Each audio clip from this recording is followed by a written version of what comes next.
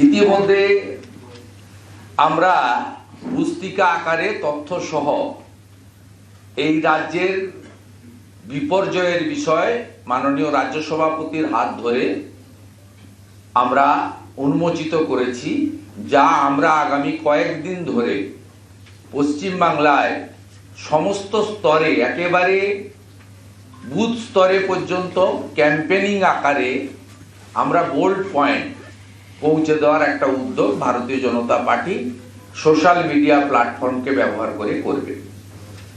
এবং আমাদের যে 17,000 পথসভা চলছে, যার মধ্যে ইতিমধ্যে 3-4 হাজার সভা কমপ্লিট হয়েছে, বাকি সভাগুলোতেই তোষণ, বাংলাদেশি মুসলিম অনুপ্রবেশকারীদের উৎপাত, সীমাহীন দুর্নীতি, বেকারত্ব, কৃষকের সর্বনাশের সাথে সাথে আমরা বিজনেস এবং শিল্পের বিপর্যয়ের যে তথ্য ডাটা আমরা পশ্চিমবাংলার সর্বস্তরে আমাদের সাধ্যমতো ক্ষমতা অনুযায়ী মানুষের কর্ণগোচর করার উদ্যোগ রাজ্য সভাপতির নেতৃত্বে নিয়েছি।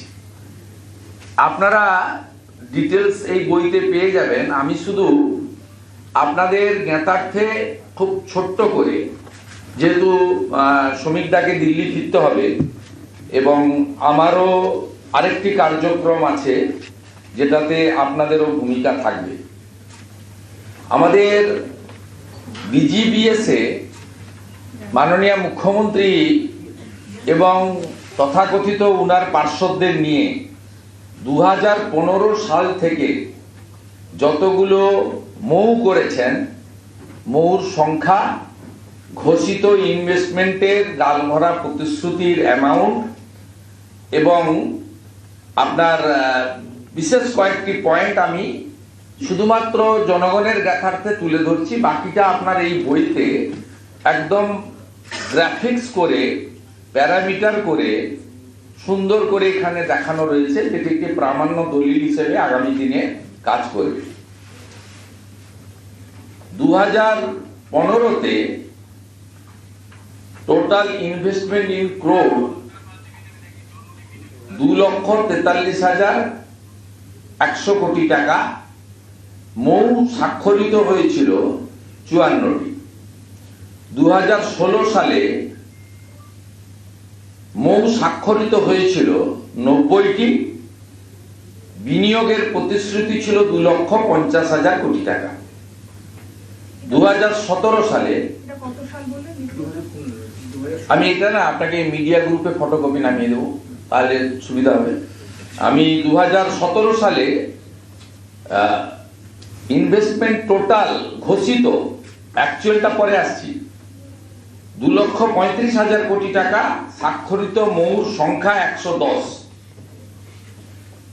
2018 সালে টোটাল অ্যামাউন্ট 2,20,000 টাকা। স্বাক্ষরিত মৌর সংখ্যা 137। 2019 সালে টোটাল অ্যামাউন্ট 2,84,000 কোটি টাকা।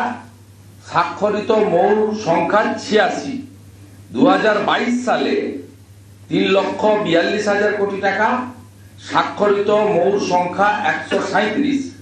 2023 সালে টোটাল অ্যামাউন্ট 3,76,000 কোটি টাকা। স্বাক্ষরিত মৌ 188টি। 2024 সালে 4,40,000 কোটি টাকা। টোটাল মৌ হচ্ছে 212টি, অর্থাৎ ক্রমান্বয়ে ঊর্ধ্বগতি, হিমালয় পর্বতের মতো। এবারে আর দুটো কালাম আপনাদেরকে শোনা দরকার। 2015-তে কি ইনভেস্টার হিসেবে মৌ করেছিলেন এবং ডিক্লারেশন দিয়েছিলেন এবং ইমপ্লিমেন্ট হয়নি ITC, Bharti enterprise, RP group. এখানে বিজিবিএস তো একজনই করে, উজ্জ্বল সিনহা, তাকে দেওয়া আছে। এখানে বিজিবিএস এর কষ্ট কত খরচ হয়েছিল, যে টাকা দিয়ে পশ্চিমবাংলার বহু হসপিটালে স্ক্যান এবং এমআরআই মেশিন বসানো হয়েছিল, 25 কোটি টাকা। 2015-তে 25 কোটি টাকা বিজিবিএস এ খরচ হয়েছিল। 2016-তে কি ইনভেস্টার ছিলেন মানে মৌতে, হীরানন্দানী গ্রুপ এবং জেএসডব্লিউ। এখানে খরচ হয়েছিল বিজিবিএস অর্গানাইজ করতে 30 কোটি টাকা। 2017-তে চ্যাটার্জি গ্রুপ, আরবি সঞ্জীব গ্রুপ অ্যামাউন্ট খরচ হয়েছিল টু কন্ডাক্ট বিজিবিএস 35 কোটি টাকা। মানে প্রত্যেক বছর হিসাব করা আছে 5 কোটি করে বাড়বে। তা 2018-তে রিলায়েন্স গ্রুপ, জিএসডব্লিউ, অম্বুজা নেওটিয়া, আরবি গ্রুপ 40 কোটি টাকা cost involvement two organise the BGBS. 2019-এ Coca কোলা ছিল মেন ইনভেস্টর, কি ইনভেস্টর মানে মৌতে, নট গ্রাউন্ড, 45 কোটি টাকা কস্ট ইনভলভমেন্ট। 22-এ Adani group, Flipkart, JSW cost involvement 45 crore টাকা।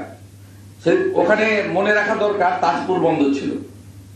2023-এ রিলায়েন্স, জিএসডব্লিউ কস্ট ইনভলভমেন্ট 50 কোটি টাকা। 2024-এ রিলায়েন্স, জিএসডব্লিউ 67 কোটি টাকা আপনার কস্ট ইনভলভমেন্ট লাস্ট বছর। এবছর পরে পাওয়া যাবে। এবারে আপনাকে বলি, এই যে আপনি যোগ করে ফেলুন 2015-তে 2,43,000 থেকে 2024-এ 4,40,000, টোটাল প্রায় 20 লক্ষ কোটি টাকার মতো ইনভেস্টমেন্ট এখানে মৌ করা হয়েছে। এবং 2015-র 54, তারপরে লাস্ট 212, টোটাল যদি এই সংখ্যা আপনি যোগ করেন তাহলে দেখবেন 800 মৌ সাইট। আমাদের এই পুরো সরকারের পিরিয়ডে আপনার ইনভেস্টমেন্ট হয়েছে 2022-এ 1,37,000 কোটি টাকা, 2023-এ 96,000 কোটি টাকা, 2024-এ 1,23,000 কোটি টাকা। মাননীয় শ্রমিক ভট্টাচার্য মহোদয়ের কথাকে ধরে আমি এক্ষেত্রে আপনাদের ব্যাখ্যা দিতে পারি এটা কোথায় ইনভেস্টমেন্ট হয়েছে। মূলত এমএসএমই সেক্টরে উনি যে কথা বলেছেন যে বিগ ইন্ডাস্ট্রি ছাড়া, ল্যান্ড পলিসির বদল ছাড়া আমাদের রাজ্যের রাজস্ব বাড়বে না, অ্যান্সিলিয়ারি শিল্প আসতে পারে না, এবং জব, এমপ্লয়মেন্ট ক্রিয়েশন এবং এমপ্লয়মেন্ট এটাও হতে পারে না বড় ইন্ডাস্ট্রি ছাড়া। এবং এক্ষেত্রে এফডিআই তার ভূমিকা সবচেয়ে গুরুত্বপূর্ণ। তিনি মহারাষ্ট্রের এক্সাম্পল দিয়েছেন।